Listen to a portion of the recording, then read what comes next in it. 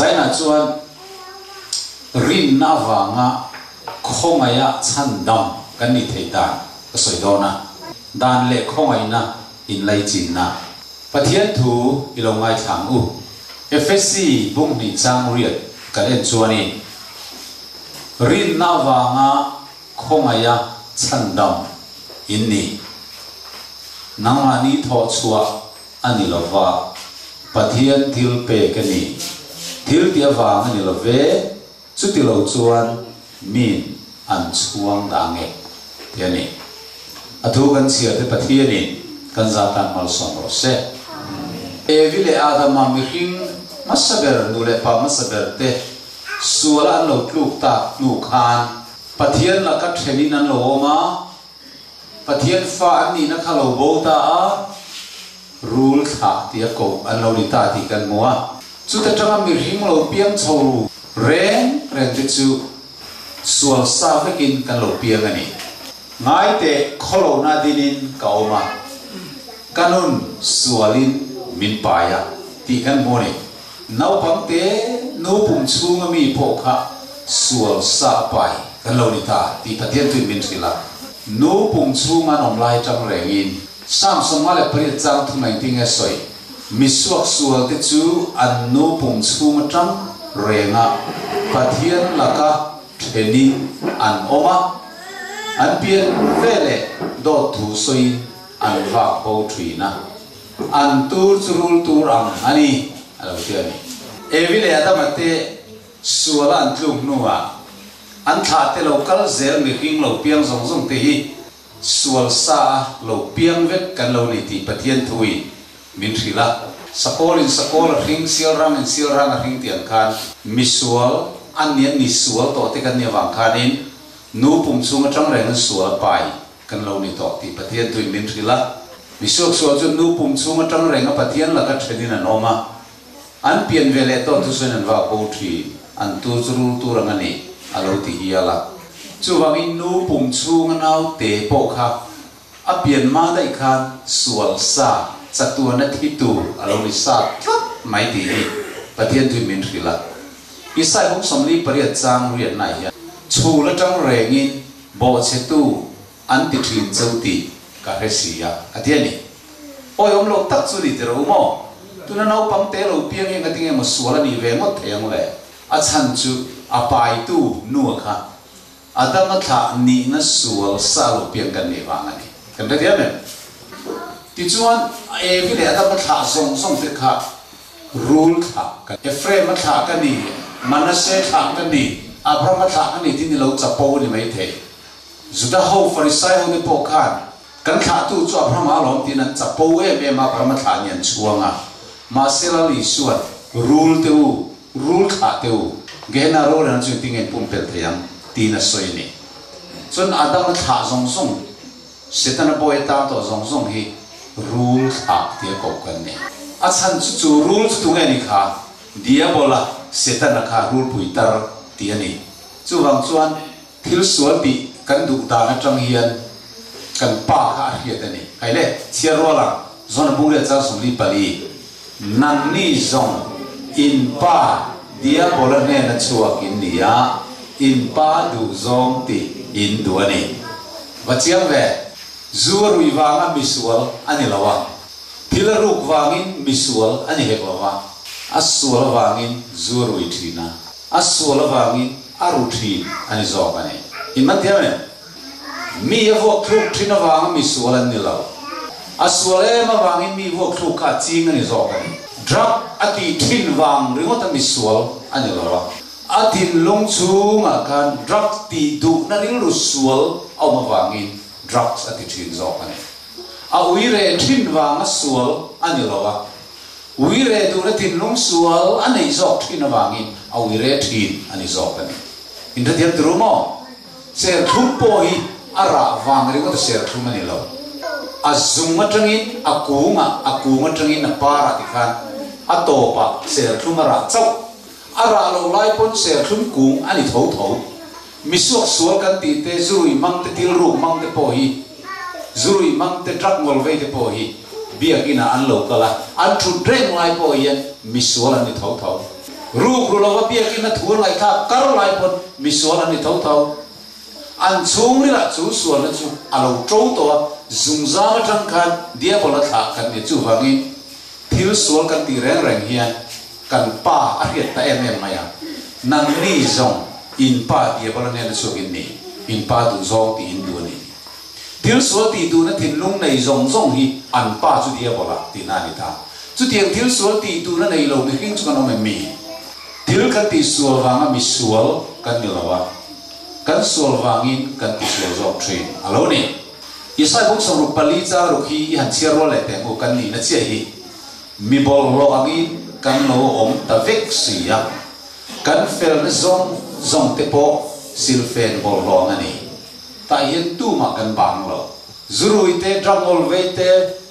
kan musin te po ani mai the mi hing ngai dan chon sual zo ngai te po ni ma se kan zawai yen mi bol lo angin kan lo vek to ti bai buri min rila kan fel na ber po i krista tel lo chuan pian thar na le siam thar na tel lo chuan mi hing pian pui fel na ber po hi silfen bol lo ngani alo ti tlat mai heta silfen bol lo ti hi atong bulam kan en chuanin sa tronga fil direct ti kha ai he brai lama chuan silfen bol lo om zia chu mei chia ten thatin hun bi in nei thi za lama lo la lo la chu su pathian nem ro thani le ya chu thatin an hun bi an nei lai an thi lo chua ka kha puanin an lo dol thi na ni man lai chuan chuan lo dol na puan silfen a chu an thi a lo zo khan an pai tan tum te la nom nok bo ma an pa ya ran nung fang mir an ti insects an ti te khan an lo bom lui ya at troi ui vut to ka silfen ka puan sia ka chu feel direct an ti chu ni pathian min mua mi hring te fel na le that na kan ti zong zong hi Isu Krista thi sena silfai na kan don malo chuan heng silfen bolong hi kan ni tho kan polai na kan hoi hom na kan tha in dam tlang mo ka in tha ma kan ti loi ya trong kam thu mom kan ti mas kan chungil chu puat na le i sin na ka klap thenom te fa pa metric thata ka pa sa lo ngai lo kan ni kan fa te nan pas ve si lo chuan mi fa te pas kan no pu lo chu tiang ko patin lung bol lo le ten om chu kan ni ti chuan ngalatia bung thum sang som pakata pathian min muin tu ma re dana wanga thiam chang anong lo ti alang re ngani mi fel churin nan nong te sia chu mi sual le ni sual kan ni na thang chuan dan han zom tha chiam don po ni la chu dan zom na chuan mi fela min siam chuang lo pathian min mua tha le van ram kal tla ka min siam thei chuang lo chu wangin pathian min muin tu ma re dana wanga thiam chang anong lo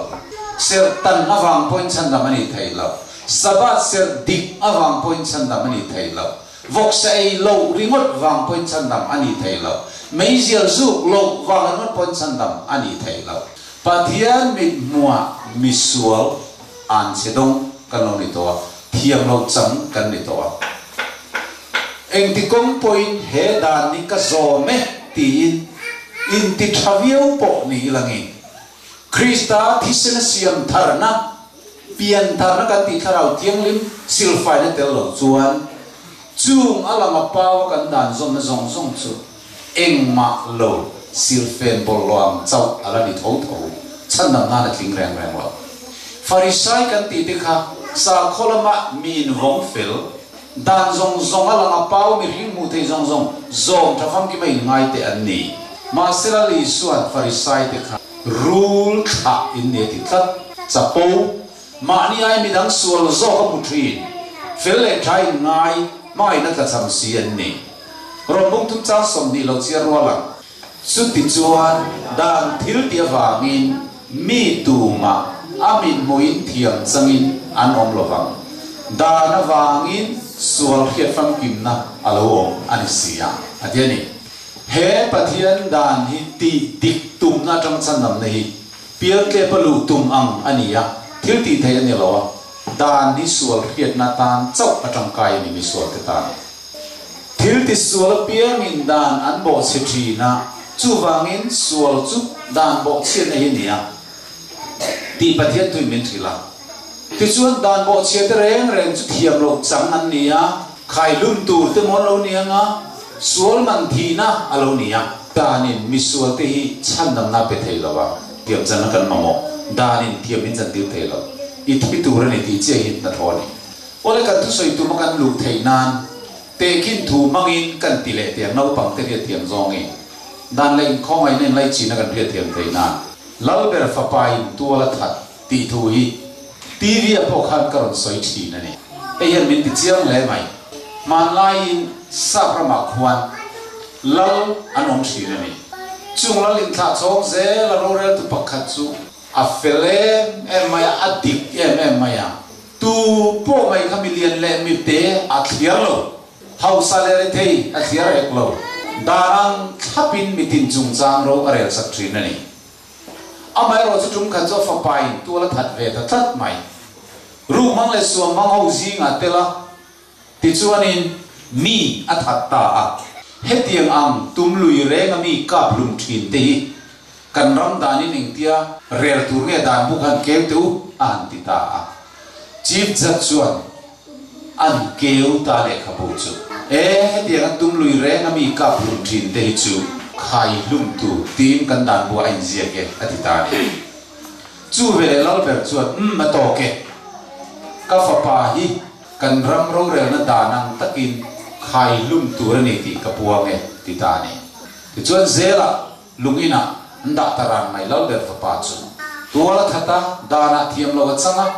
an ram dan buang tak an rel do chuan chol kar ni nuwa khai lum angai dong ta ni lungina chuan dana bo che to lo wa tu thil ma ruk sak lo wa tu ma ka lum to lo thata kin dan chu zo mani ma se lungin chunga adan zom na ringot khan amma tu la lo tha to thin na la ka tang khan thiam a chan tir thei chong reng reng lo in man thiam lungin chunga tu la tha to lo wa ngot khan ngai dam na pok adong thei to khai lum tu ani taringot mai ni chu chu da ni ro arel dan chu ania nakina chuan lal ber nu pui le fa ten lo kala chu lal ne na chuani lal ber ini ni lo mi na tinge fa pa hi khai lumi tum mai ngai dam la ni mai lo mi an ti tu mai mi dang te chunga ro ka rel khan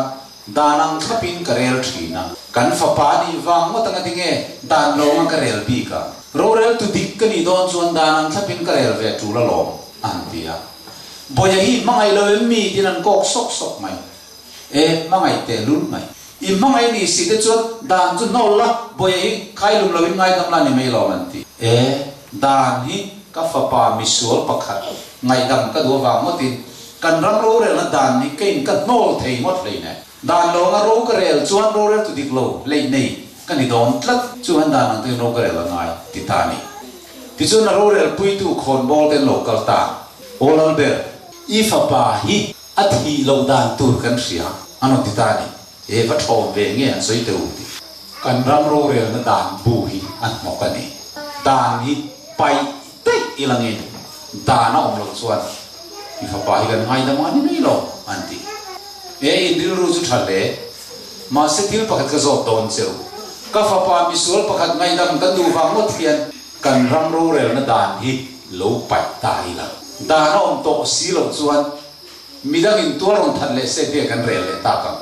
dan bo che te hen na dana om si lo chuan a chak chak a hoi khan min than to mai do na kan ram chu re lo te a chi vek don ro rel ngai na re ngom lo dan lo chuan ing ting e ro kan rel thei te lu la dan lo chuan ke le nang ni po ing ting e lal in ni thiam ro rel tu in ni thiam ti an zo ta a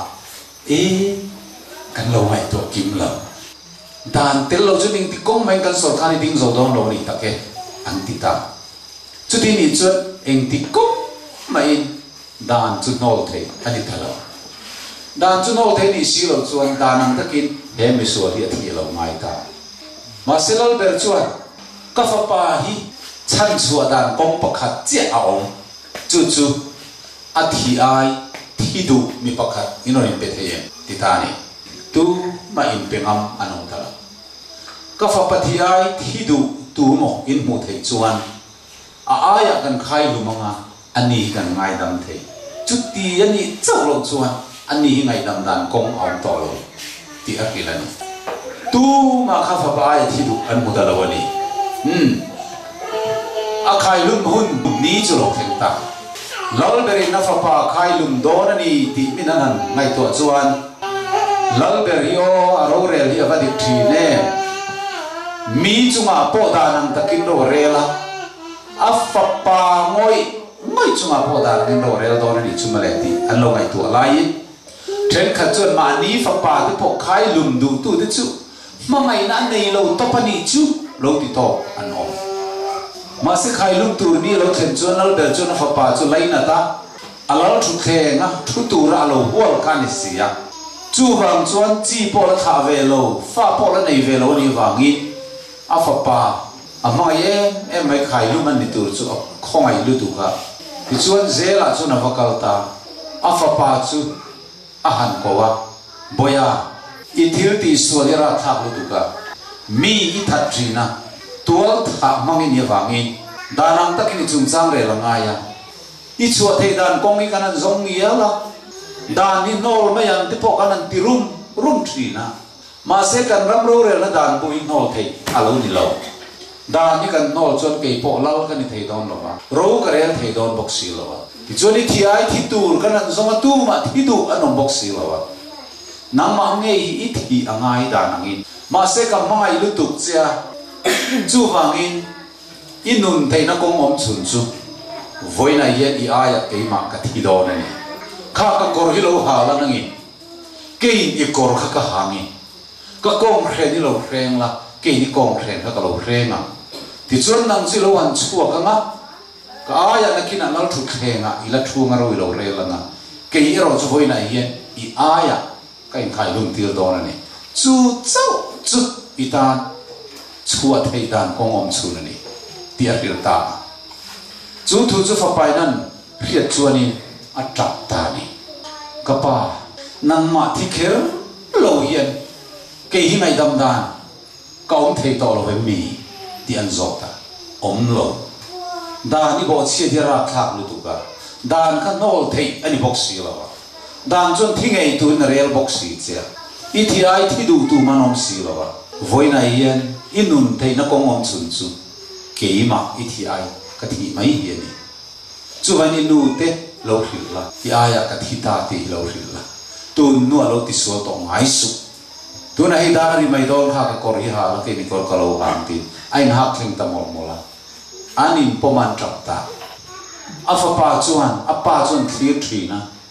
a mule ngai don to lo khovel eng wa ma thi tur nge ti ngai to chuan ama thil ti sual wa ka apai na thi pha don ani kapa ka vanin hotak hede ta kamin mai tu ke ma sual wa ni ti thi lo tul ta si chu chu kan nun thei na kongom chuna ni sia mo kapa van poi ta ma ti ya nan trap dun ngoi ti chona in then ta ani chu lungin tang chon chuak ta fa pa sual zo ka chu apa chu tang kor hai do ka nan din tira an khai lum ta chu vele chuat lal fa pa misual tual that kha khai lumani ti chu rampum puya puanda alo nia amar zon han en chen na chuan apa zokhi an lo khai lumani ma se kha lal fa pa misual thina pomsak ani tlat ti chu na fa pa misual ha chu khai lum ni ve talovin apa ai oin lal thu khenga athua mi fel thiam changa puan ani tlat mai engwange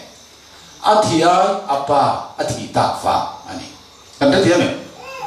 ole ti chuan lo ber chu afa pa ya alo thi ta awang chuan kha mi suala kha mi fela puan alo ni ta tlat mai ni khai lum thei ani to lo a aya apa athi to wa mi afa pa ya athi na hian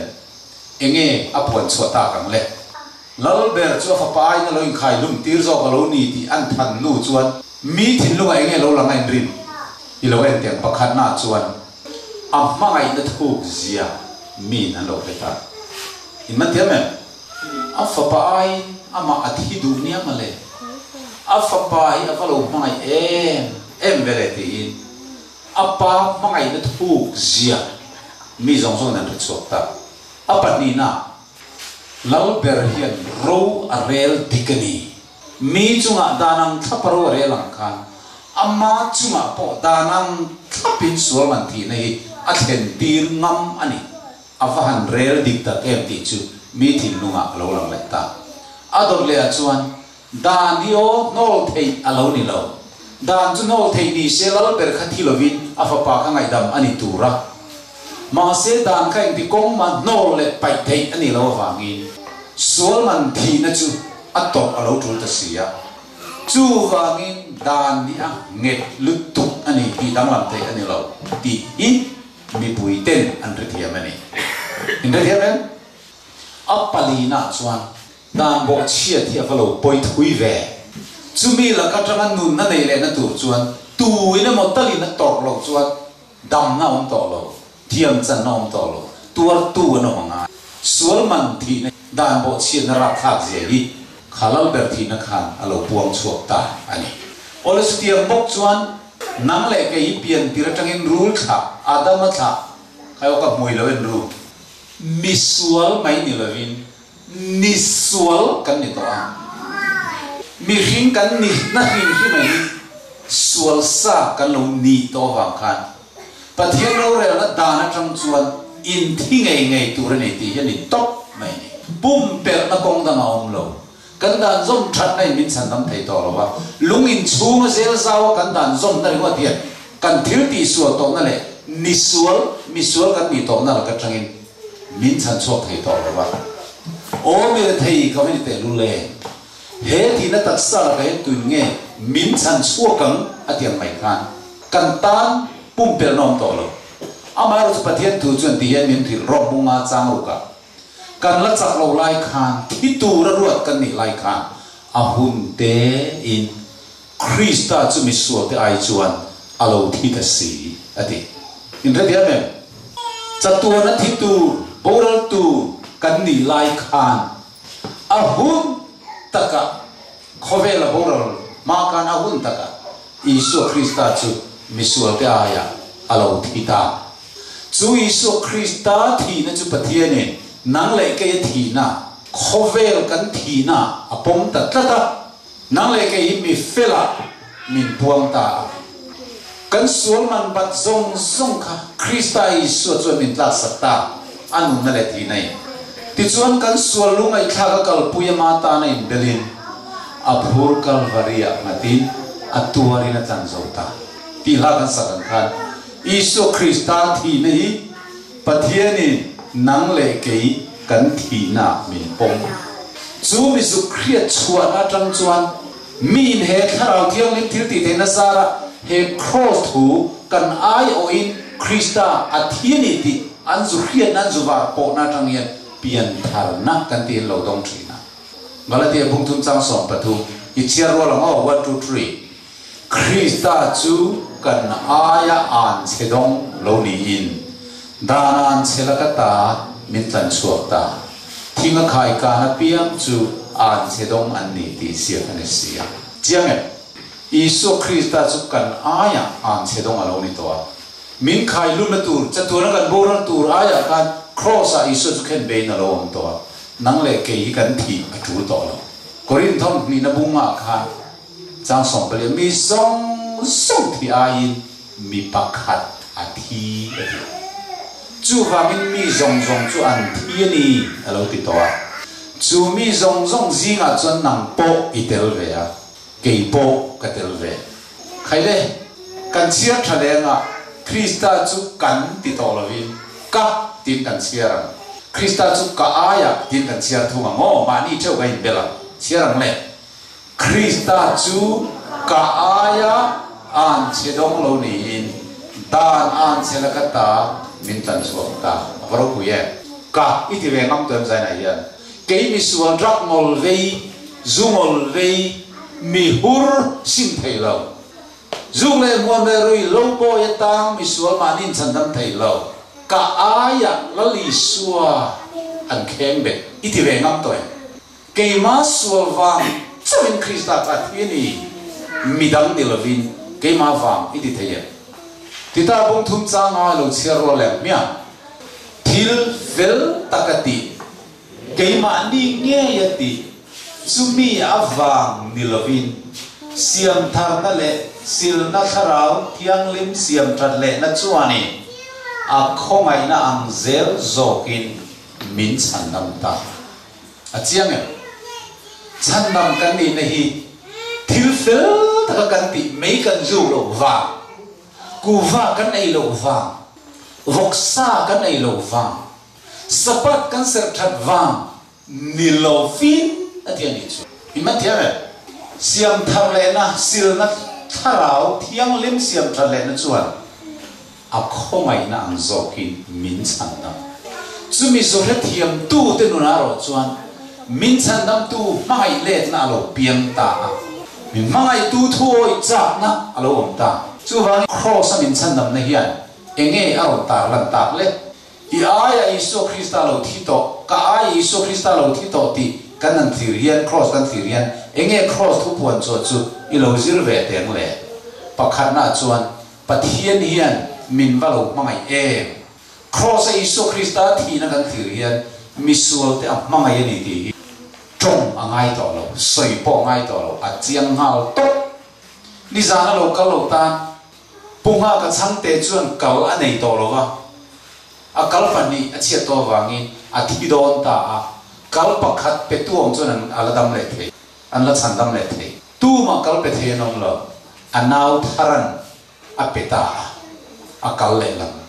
chumi wang chuan tun thingin lo la dam ti kan soi ni tharan a u kal a pek na chuta hian anna khi kan han ena sernung lian pui lo bok thei thur mai chu tharana liam ser kan han en chuan thara hian a u nga ka mangai lo ti lai oyem kan te ni ka in oyem thara hian a u mangai lo en teu ti tai la a kal a pek na ser kan thir lai khan tu ma oi thei lo a u mangai wangin akal ape ni ti chin chiat na lian pui chu anak ser kha lo ri to Isu Krista Calvary cross thi liam ser to nu ka kan na thir hian pathian in misual te amangai lo ti tai la do ani misual te min mangai lu tu ka kan thi ai a thi ni ti kha a chiang lu tu to chu wan la puatun min mangai tu ma nan nil thei lo ati apathum na chuan pathian hian dan hi an nol thei lo lo dan nola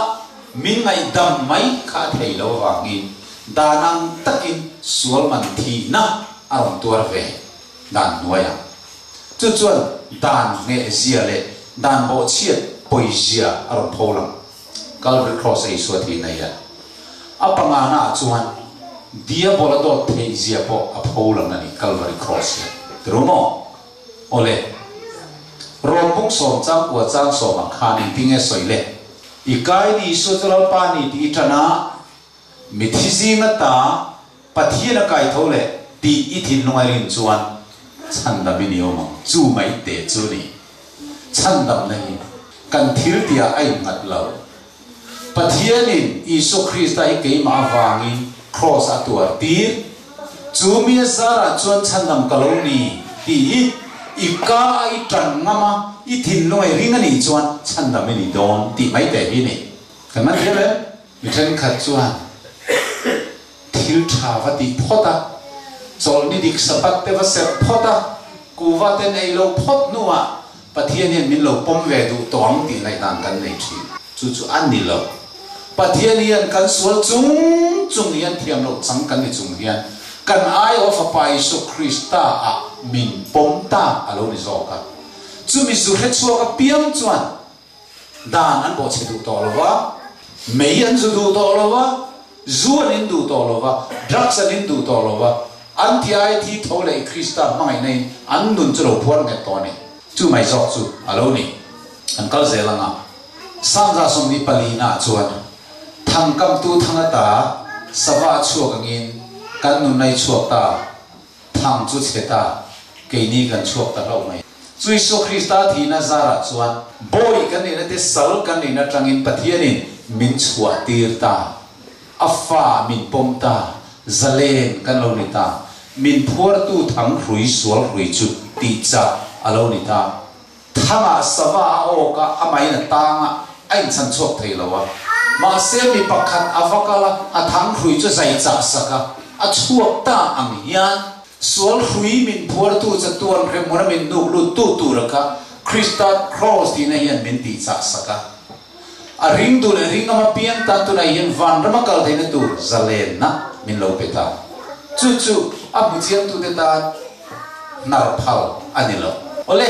kan ka por por ta ani le khomai na wang a chan dam kan ni ta ka wang chuan dan chu kan bo che thei ta ti na niang em ni chin lo in tam fa paswala kha athiai apa athi ta ka wang kan adu du tha thei ta ti na ni theng em adu du tha thiang ta ti na niang em ani lo apa khana avakal changin aswal na wang le adan bo china tual tha thin na wanga apa athi ni tiang ai tu chho khan alunga se thina apa khan nung chu avakwa kapa kaswal wang ring tai han di poi ka wan ti tak atia atap thri tual han tha le kha angam to lo asim chiang em ani chu diang bok chu Isu Krista hian dan bo chiam mi sual ka ni na thangin dan che ti kong ma pal sam chi ni lo wang khan thi tur kan ni ti min ria maro chu chatura kan bo ro chu thal si lovin kan thiai khosa alo thi ta awang hian khomaya chandam thiam chan tir kan nia chu mini wang chuan he pathian dan te kan bo che thei ta ti na ni ani tu kan that thei ta ti na ni ngem chol ni bo chia da poi to lo ti na te ni ngem ni hau lo mai chu ti takamin mangai tun kan thiai min thi sakna lu chia he tu de chuan he pathian dan ni an bo chengam to lo an bo che du to bok lo em wangin hem bo chia na wang Krista thian ni rong bung thun chang sam tu ba chia ro lang 1 2 3 ani le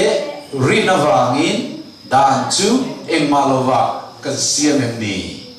nai lo ve dan chu kan tinget zo ani Isu Krista kan ta na thi to a thole to ti kan ri na wang chuan dan chu kan no lo ti na mi teu lo mai dan ni kan zom net sau tur ti na ani zo ke ati ani chu kan ri tian me mo misual khai lum tur aya apa khai lum ani ta ka wang khan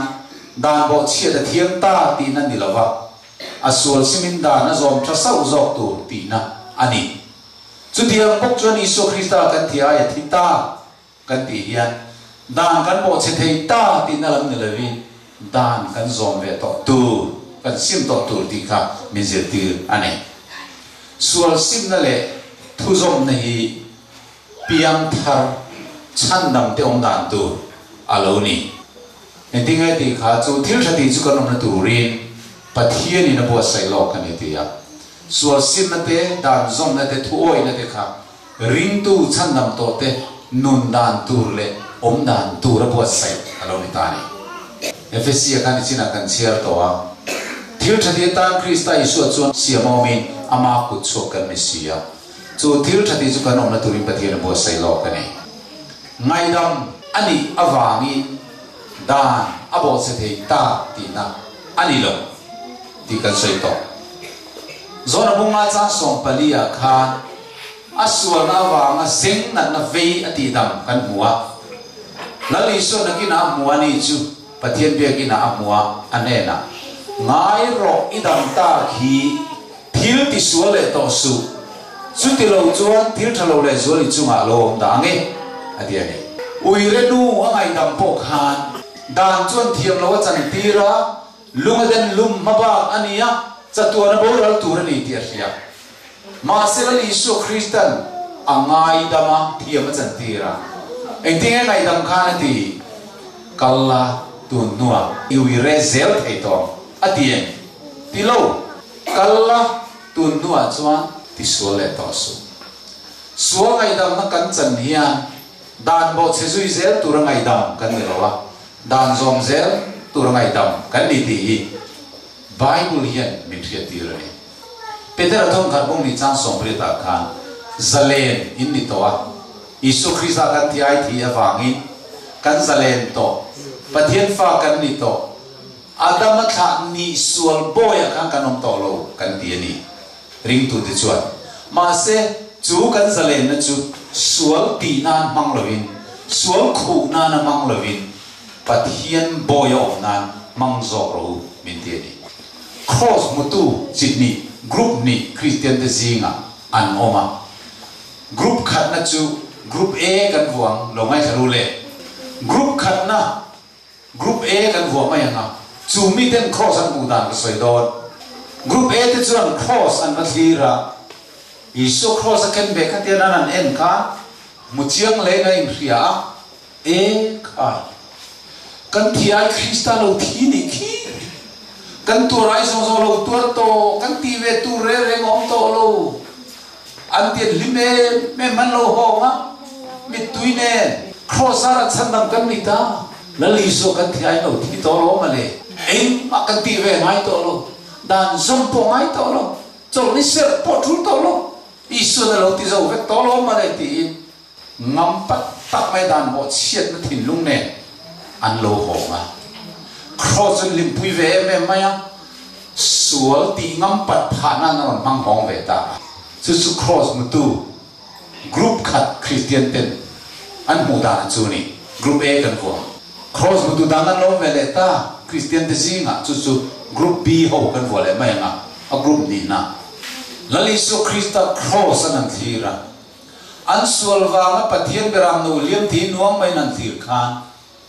eng dang wang ni lo ke ma wang a lo ni ka thia ya thi ni ka tur ai tur lo ma le ma se chu mi zara chun chan nam ka lo ni ta lo mai oi ka lom lu tu tu na chu mi su Kristai ka mangai ve nga adan le thu pe ka piang ka zom ze la nga thil sol ti zong zong ka sim ve to to na ni thil sol ka tingam to lo lo he ti ko pa Isu Krista ka ta na thi na ra thak zia cross ka lo mu ve tang hian thil sual ti zui zeli ka ngam to lo ke zong thil sual ka tingam thot to lo wani ti in sim na thin lung ne cross mo tu Christian te chu an lo ho ve ya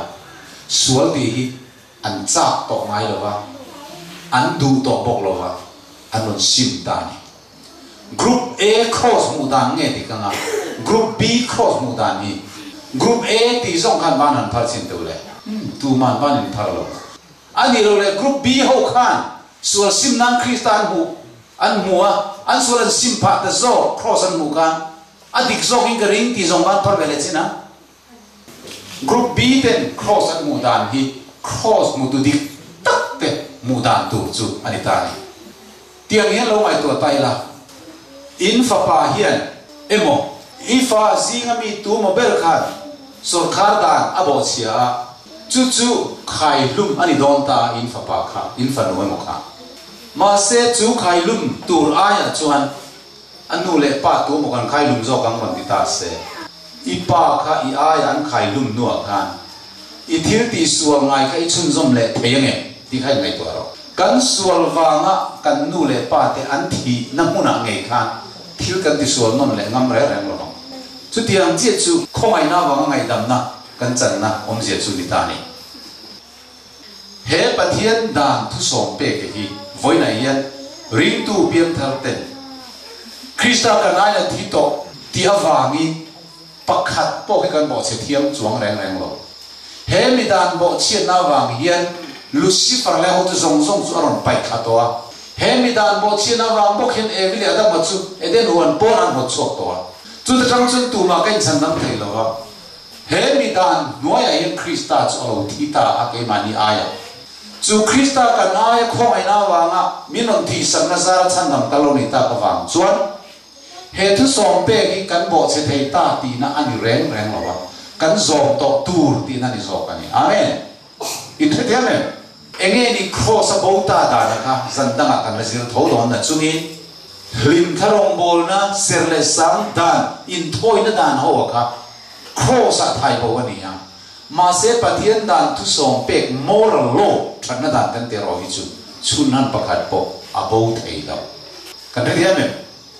mitam takin Krista Isu min ko min chan nam to a dan zo ngai to lo sabat ser kher ngai to lo mok sai po poi to lo an ti hi chu cross mudik lo tu te mu da ani ve ta thu ani kan man thiam emo ole khomai na wang chan nam kan ni na khomai na thil ti thei ji ka in zir le lok te hei ai gupta khopui ania kai ro khopui aro pui viaw ni chu ta chuani man lai sal an zuar thin ani chu sundon na zong zonga sundon na moi lo ber an ti chei ye ni chumi mun chu kan zu to ve ta amar zu tu na chuan kami boy nei na dan ka aom to ri lo wa a om lai hun thil theng ka kan soi do ni chu ta chuan sal an li lam thin ani pe kok le nan le mai sal om sia kan thiem boy om sia kan thiem ole man lai sal an ti boy an ti chu an din hun a chelo du ka an putin an thu tuin an tiranga nan tho tiranga an thu noi lo chuan an du to ken an vuama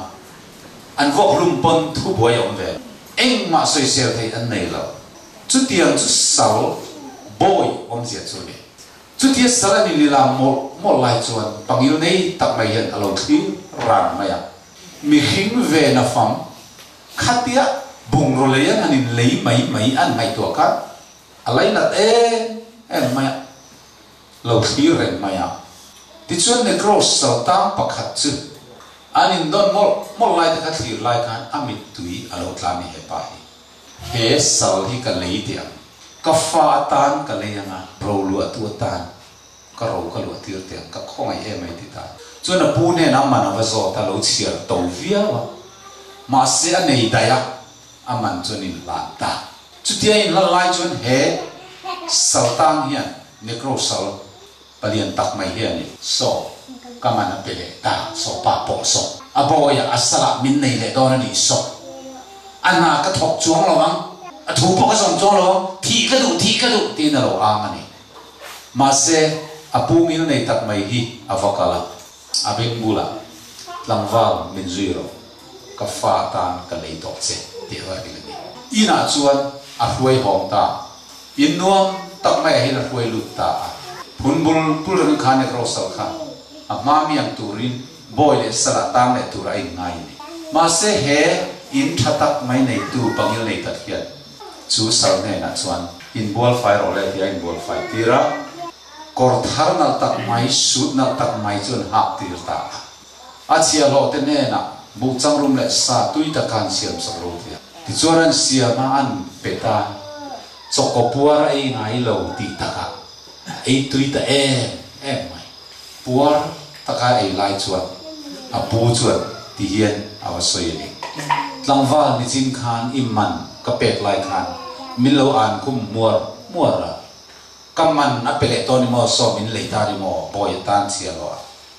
a thu po ka som chong don lo a na po ka thok long ti khan mi an kum mor ka ria che ni e ka che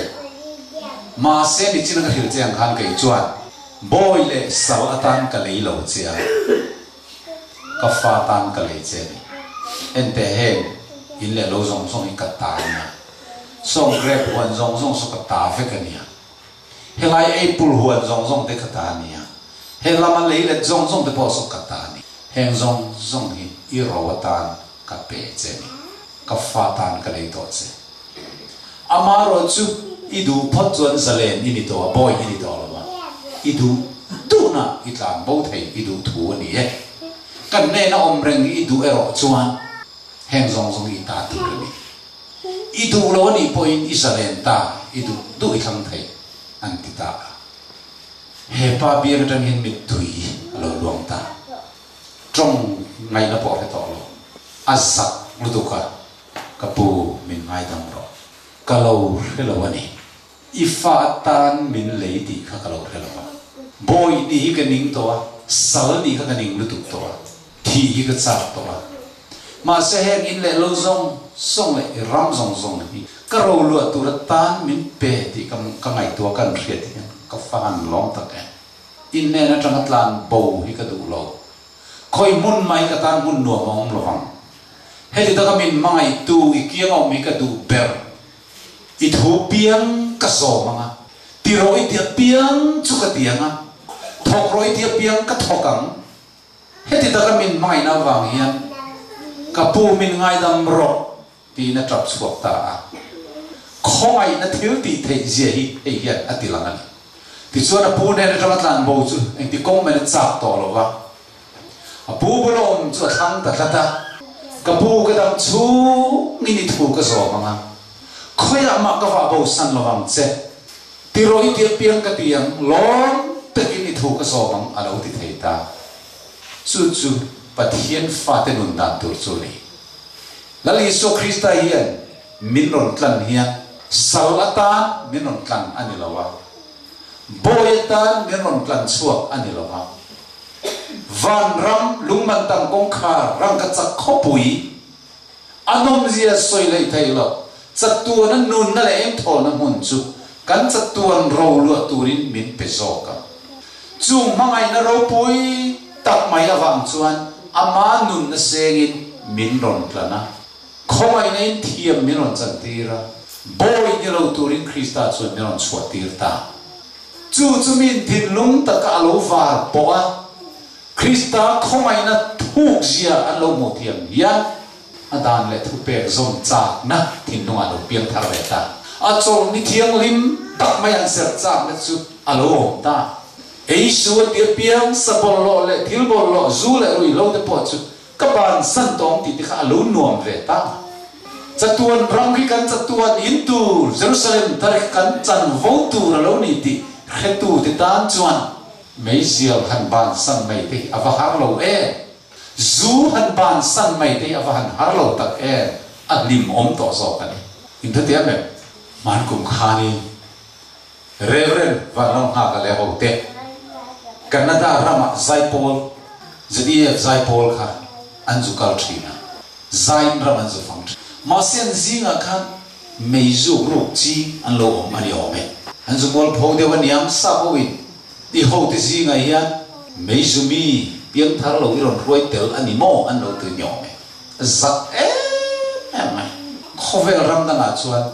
mình mẹ giúp chuan Christian này tiền oi thế rồi sa đã cho nên lâu nọ chuan những Christian thì khăn đứng về thế rồi room mang xuồng mang street girl street boy yang à mình ăn ngay này chuan le tia lo ai zolo lâu thì le America ram te Canada ram te fang tur sai Poland and bo sai le lai chuan an how to part der van ha ga chuan kan zi na meizia zu le sada mo ru ching te lo min ti zak le maya tu na ram kan fan le na tu re chuan zu le muang sim thei lo chu tu ma in kal to lo wang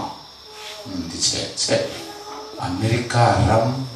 fan lo kal lo an la lo tu khan an vahan sim chiang te reng em an meizia zu group kha America ram Canada ram kal tur mai an zu le muang an ban san thei chuan chatuan pil ra mangai na ram lungai chum pui te kian na ram Jerusalem thar lu tu tan chuan he khovel zu le sa drugs meizia han ban san hi awan har lo en dro i pai tai hallelujah voina ain la na he tungai kharin thangi mi na thangi mo ka pai effect don ka lo ti le zau thina tia ne mi at to ni hei la li so mengi ole Calvary cross pathian min khongai na thu zia min a hiat tak lo chuan sual sim hi an thei tak lo tin cha tuan ram lut zia kan chan vo ro pui tur zia hi min tharawan mu tak lo chuan leilam thil hian kal san phal lo mi pat mei chian na sual na te hur na te mai poi an kal san thei lo amai ro chu tharau mi ti va to Christa thisena silfai siam tar le na tharau tiang lim thil ti theina silfai te chuan Christa cross chiang takmen pathian mai na ro pui jan an mu chuan chatuan ram ki kan ta tu luman dam kong khar ki ka tanan nam honga eng tinge ha pho tu na sei kha amoi zia soi sen lo ram chu thiselina hong ta salen na ram ka tharau chu mo chu zong ve la khovel ram zong ala chuai don an tia chu le thale van tharing tu de ma tu heng building concrete aero pui zo an chan vo tu ran han hian khovel li enga ma an ngai to lo mo sia khala wen tai la fan ro faro fanwa fa pa vo thei khania ai utara ma din mun sang tak chem thei ani ma se chatuan ram kha thira Krista an musin na Calvary cross ka ngai to khan he khovel thil mai eng ma lo alo nia reilo te sual no ngalim pui ai chuan pathian mi te na ti tu da tuar athanga mu thei lo chu moni chumi wang chuan atuar fan ati chu hangin sai na hian he pathian khomai na wa chan dam kan ni na hian thil ti sual turin license min pelwa Isu Krista khomai na wa chan dam kan ni na hian dan bo chiat phalna permission min pelwa dan bo chengai to lo turin chakna min peso kani he de kro tlangwal hian apu thu khasom tum na reng anei lo sale boya bok lei turai mai wang khan ma se heng zong ya ro tur ama chan vo tur ri ti an ria khomai na wanga apu in boy ni na tang na tlan chuak ni tian thiat khan apu thoi ka chak ina chak et to so kani in re diam teru Isu Kristan sura tang minan chua zalena afata na hambinan vo hian afel na korfual var chuat min thuama van ram ki kan ta kan ro ro turatan min phal sakani zeribe mong som ni patuma kai tinge soika lau pa chu kan fel nani ani chon chan na sil fen de mi bela fel na korfual in min tuam ta si chokopor poi ngai lo necro sal an vo ser diai doi kor hangai lo ka apu chuan kor na lutu ahak tir ta ang khan kan pathian hian nang le ke suala tu cheto no hi mi ne nga man ngai to lo khotlam ponan nui sok to zule sale trucks in ati boy to lo ni mai la Krista Isua in min ron khanga mi fel tak in ti de lam tur lo kal kan ni lo mi sual te lama sim tir tu lo kal kan ni ati angin Krista fel na kor min hak tira chatuan ram ki kan rotan min pe alo ni avan ro pui ta ke chumi chu tharau mi takan bu phot chuan una du tak teu sual sim harsa kan tingai lo he thui chiarwal te ngule timothy thon ni bung kha cham puwa ani chuan kan thil ti te am ni lovin ama ruat le khomai nam zokin min chan dama ko na thiang limin min ko boka chu khomai na chu leiluk pian ma in Krista Isu chuan min pe ani to varo puye me kan zu lo vele minon khomai ta ani ozong lo sabat karon ser that vele min lo khomai ta ani lo wa ru kan ru lo vele ka minon khomai ta ani lo wa leilung pian ma dai atram to khian pathian chuan min khomai to ani zo in amen tayen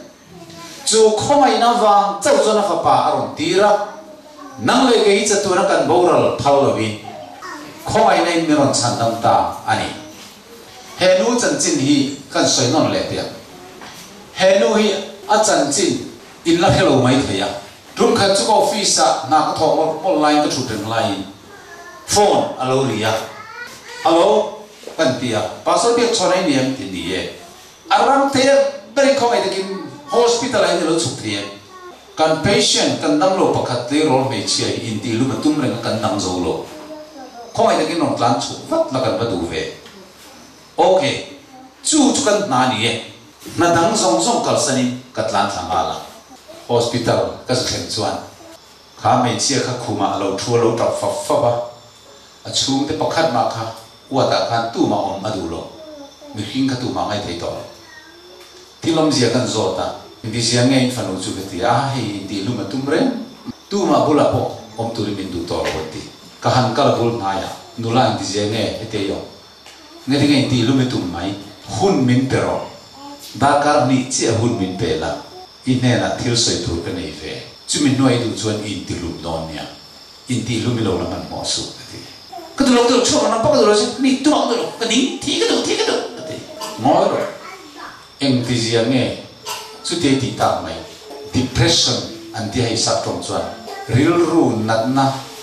ha na be ton na ra thak ta kan atuam ti ka mo anu le pa ne na chuan nan ni kha kha ti lai khan lo vain thier filin mula ru mai yan ka lu puyang a kong ka kal na na ti chuan a chan chin ka zot chiang kan kom lok ne ka ti ta olen tia sun ka ru ma chun ka lu pui ka nula pathian nong bol tu kan yang in khoi takin min thiam la I depression I di ka ria ange thi te I du chan min thil ro zep lovin ka di HIV AIDS kan ya HIV sakhi ni to lovin AIDS din muna ka ding hei boy ka sual wang ka kai sik sa tang ka kai ni di ka ria kanang pan tir tang in voi khat ma ka la tong trai ngai lo bok ka pu sual I hia jong jong an soi te ti lo pakhat ma ka nei la chu wang in dam tlak ka ni to lo kaning nang po chor kaning an ti le ta thi ka du an ti le ta dam tlak ka ni to lo atia ni kei chu reng ting ka chan ti chu ngoi ro chu ti ni chuan thi tlak ila ni lo top mai enga ting dam tlak ka ni lo de ti thi tlak ila ni o zong le ne sual sim si lo sual tin ren ti chu mai thi vai chuan cha thun rem mo nai kal do na sin thi tlak ila ni ri lo hun min pro da ka ni ka ti ta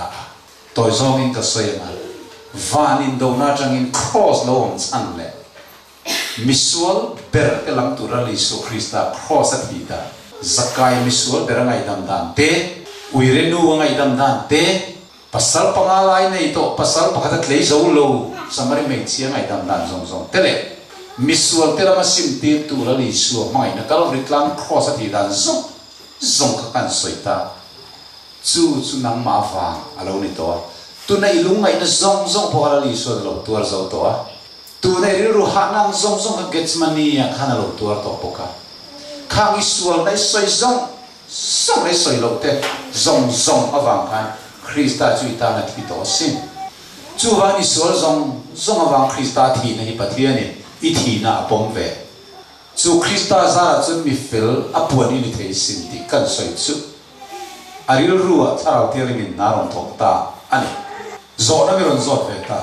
kapu kasual zia I hero ni kha sual hian soi chin te I soi the ang song khan soi chin te ti lo ka nei mia lo bang ma se khang song kha an sual na le a na chu ka khreng to lo bang an tan ka fa pa a thi a ti lo he I sual na kha tam zo pu le ngai dam ini chuan aman la ting I sual ne na I thin nung pe phot chuan ngai dam ini ya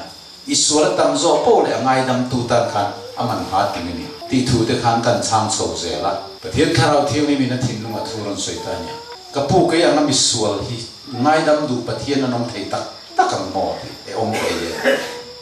kan pathian Isu Krista hian mi sual ber po a san nam theya cross le ran khen be mi sual a ding lama mi po kan a thi don da ka chan nam na la dong thei fan asin nang po to nen chan dam ni thei Isual te oisana Krista mai na iron pom phot chuan ka thia ya thi ni chumi zara pathian in min ngai dam ti irin chuan chana mi don ti kan ril chuan a thin nu khoi ta bia ka mi tu lo lo I soi ti bu ka van cha ve ti ta ni inga ti nge hetiang ang ke ang mi drop mi le mi sual chu tiang po ngai dam du pathian chu am mel moi ka van cha ta ti ta ni apulom ka cha mai ka pu ti ta ni ila om khopam ani ti mai hian min ngai dam mo an ti thina ti mai khar ngai dam ni atan thil thati ka nei si lawa I thil thati chu pon chenang kha yang chawani yang itana Kristan thilati to zo na athi sak to zo na che kan pathian chuan I chung chang re zo I thil ti thada wang chan nam tur ini lo Isu Krista itana thi na zo ka khan pathian in isual aphum bo to chu tu na in simin alami lo hoi du phot chuan tun la la hian isual jong jong ngai na min don kan ti chu alom ta du ka trong trai du em ka ti du e ti ta alu chuma ut ka khada kan trong trai sa ka khaile pathian ne na lom thu soi la isual ngai dam na fam kim Krista thi se na hian silfai ini ta ka wang hian lom thu soi la lal le chan nam tua I pomani di I trong ka ngei an soi ro le ka ti ta ka pu voi khat ma ka trong trai ngai lo wa ma se trong trai ro ka ti ta an trong trai ta ni lalpa siam tu wa na mi ka tle ro te ta tangin I ming hi ka voi khat lam na ni ka sual zia chu I refika mas chung zong song chu vai nai rian Isu Krista thisenin min silfai min ngai dam du ti ka ri kalom lu tu lu pa tin trap ta mai ni a biang tang mi tu yan du hin du khazar kan han amen chu le khwan kan mit tui king luang mai ke po kai sum thei big lo so kan amen ta ti khani sual te ngai dam ani kapu ti hian mi sual ngai dam thu ni ta mai sia mo ni mai e ti nga ti ta ze lam te eng ma ti tu re nei lo ngai dam ni na kari nai puang suak la atan nu nga lo i beng be thiat thua te kha ila pot thave na kina i ngon bun cheng chung te kai li pa ma i mit noi du riam mo te kai ti re na ti chuan baptism mai la chang ma chu zong chu mai eng ma ti ngai lo chan da mini thei na ti tur pakhat mai nei lo wa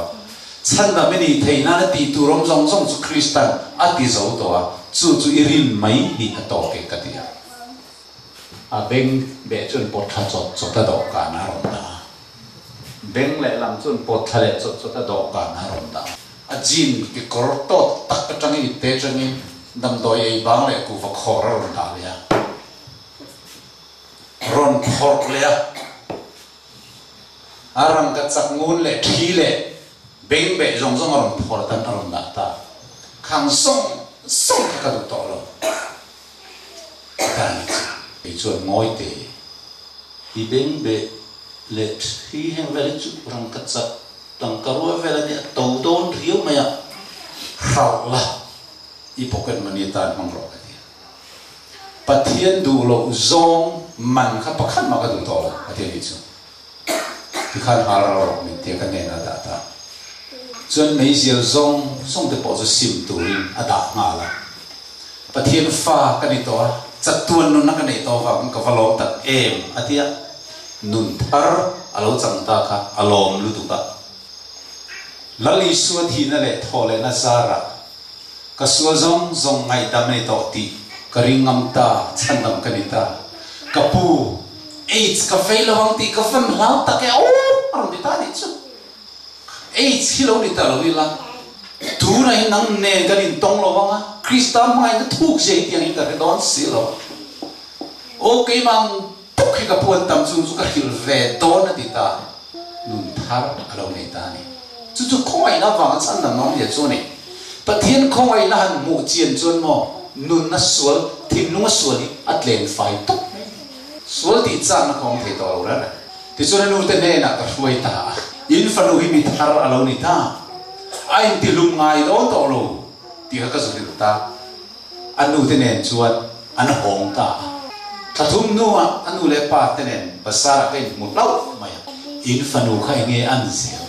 oi bible hi chiar reng mai pin dan ai khunga a thian lui te kha ko kho ma